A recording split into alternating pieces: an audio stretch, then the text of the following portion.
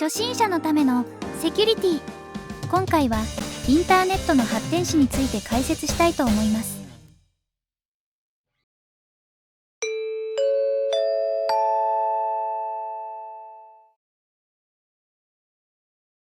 現在では毎日当たり前のように使うことができるインターネット TCP/IP で接続された世界規模のネットワークがどのようにして生まれ発展してきたのか。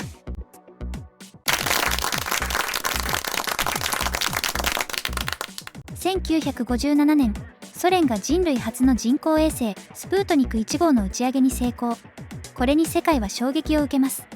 アメリカ大統領アイゼンハワーは防衛研究組織である ARPA を設立。NASA もこの頃に設立。1961年、ガガーリンが有人宇宙飛行に成功。アメリカはソ連が宇宙から核攻撃が可能になったと恐怖します。同じ頃、ユタ州の電話中継基地がテロに遭い、軍用回線も含め広範囲に停止。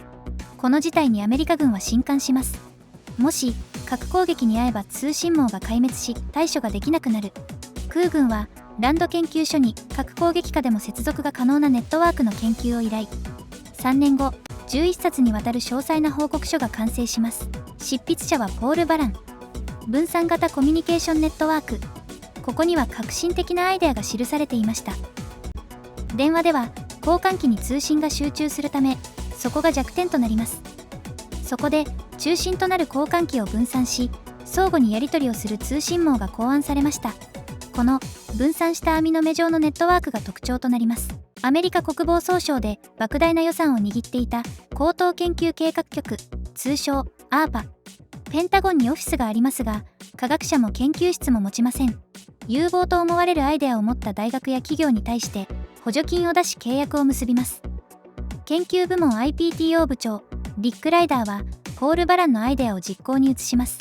タイムシェアリングシステムやコンピューターネットワークのアイデアを記し、ARPA の同僚に送りました。タイトルは銀河系コンピューターネットワーク。ここには現在のインターネットを構成するほとんどのアイデアが含まれていました。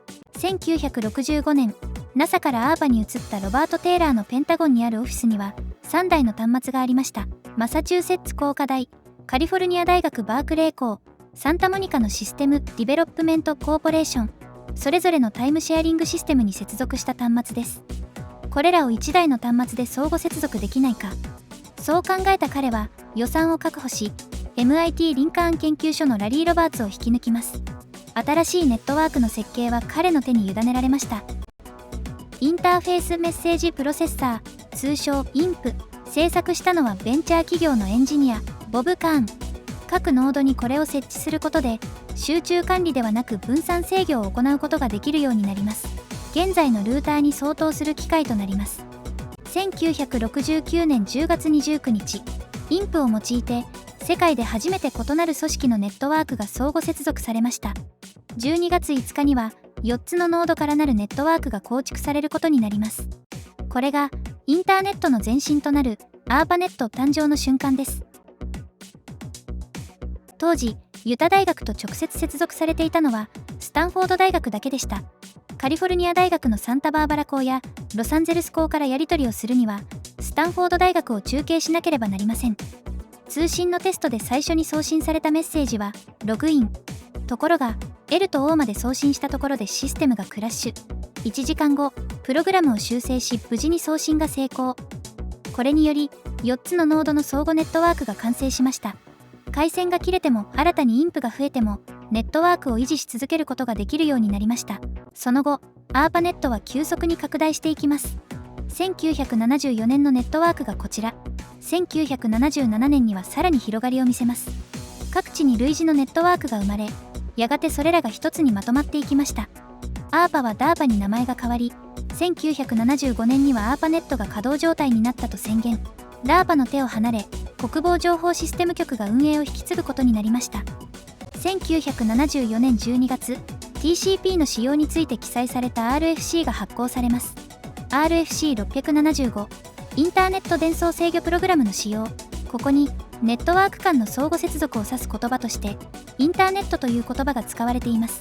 当時、ARPANET で使われていたプロトコルは、ネットワークコントロールプログラムになります。これを TCP に置き換える計画が進むことになります。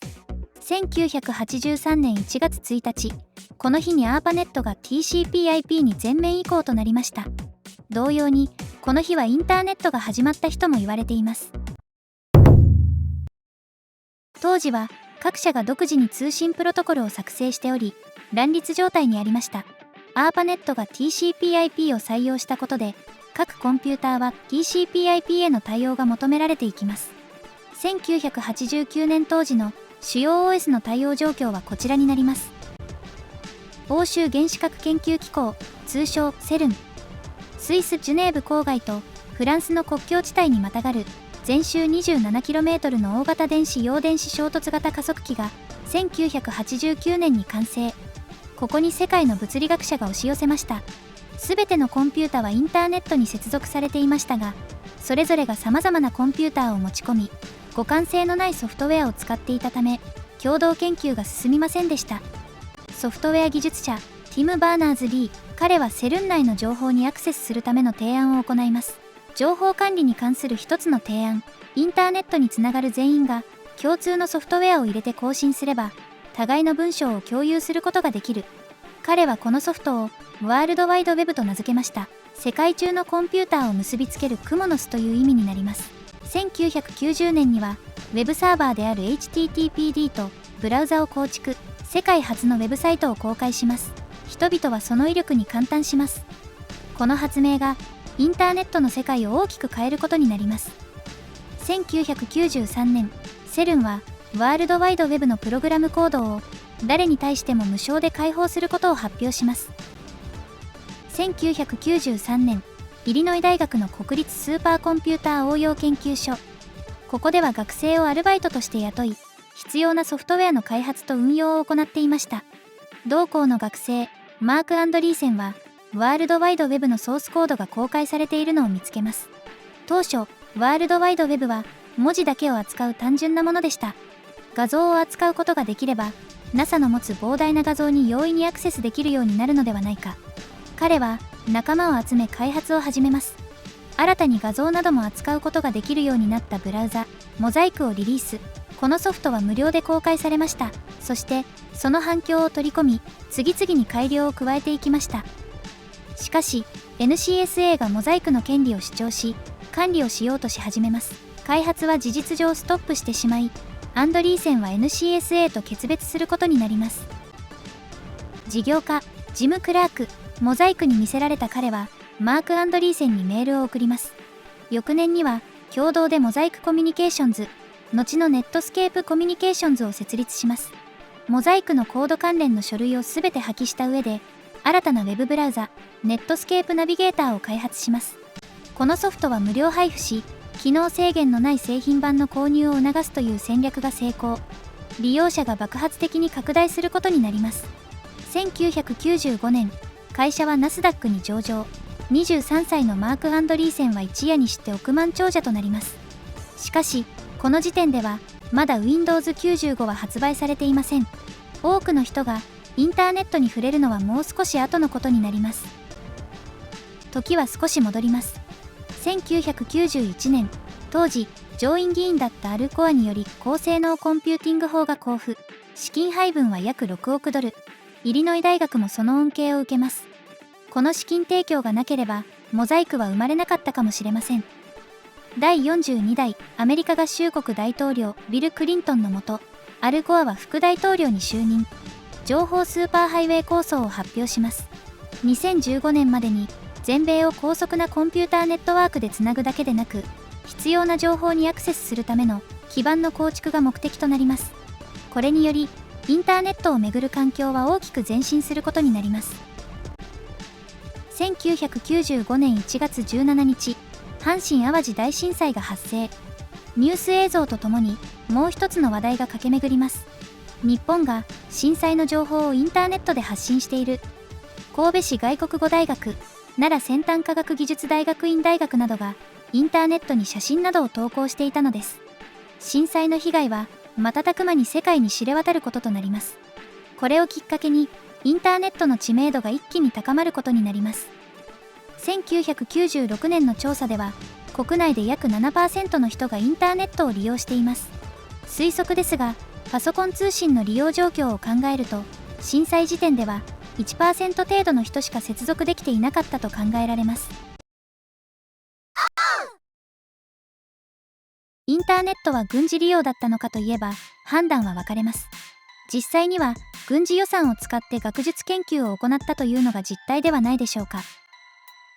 1995年になると、多くの OS で TCP/IP が対応されています。Windows 95がインターネット普及の大きなきっかけになったことは間違いありません。ただ、セットアップなどを含め、一般の人には難しく、インターネットへの接続はまだまだ敷居が高いものでした。インターネットに簡単に接続できるようになったのは、1998年頃になります。特徴的なのは iMac の登場です。電話回線を挿して電源を入れるだけで使えると宣伝されていました。同じ頃、Dreamcast も発売されます。ゲーム機でありながらモデムを標準搭載し、インターネットへの接続を売りにしていました。信じられないかもしれませんが、Dreamcast を使ってインターネットに接続する学校などもありました。どちらの製品もプロバイダ契約が容易にできるように設定した状態で出荷され、接続への敷居を大きく下げたことが普及につながりました。後にソーテックがそっくりな機種を発売して問題となります。こちらは2000年に和解が成立しています。また、ピピンアットマークという機種もありましたが、いろいろな意味で大失敗しているので、今回は割愛します。黎明期の音響カプラによる通信速度は、わずか 300bps しか速度が出ませんでしたが、現在は家庭でも1ギガを超える光回線が引かれています。携帯電話網は、アナログの電話回線からデジタル方式に変わり、通信速度は10万倍にまで高速化されました。モザイクの登場以降、ワールドワイドウェブの技術は拡張されていき、それに合わせて様々なサービスが生まれます。Yahoo、Amazon、Google、Facebook、Twitter、YouTube、現在でも存在するこれらのサービスは、モザイクの登場からわずか15年と少しの間に登場しています。登場した当時は画期的で世の中を良くしてくれるサービスだと皆が期待したはずです。ウェブの技術は自由ですが、悪用する者もいます。ビジネスにおいても少数の大規模プラットフォームがユーザーの個人データを収集し、設計上中毒性があり、10代の若者の精神衛生に悪影響を及ぼすアルゴリズムが偏在しています。多くのプラットフォームにおいて、私たちはもはや顧客ではなく商品となっています。データはたとえ匿名化されていても本来意図していなかった人物に売られ、コンテンツや広告で私たちをターゲットにすることができます。これには現実世界の暴力につながり、誤情報を拡散し、私たちの精神的健康に大混乱をもたらし、社会の結束を弱めようとする意図的に有害なコンテンツも含まれます。ワールドワイドウェブを作ったティム・バーナーズ・リーはこのように語っています。ウェブの未来は一般の人々がウェブについて議論し、責任を負い、自らの目的のためにウェブを支配しようとする者たちに挑むかどうかにかかっています。まずはシンプルな問いに答えることです。私たちはどのようなウェブを望んでいるのでしょうか。ご視聴ありがとうございました。高評価、チャンネル登録もお願いします。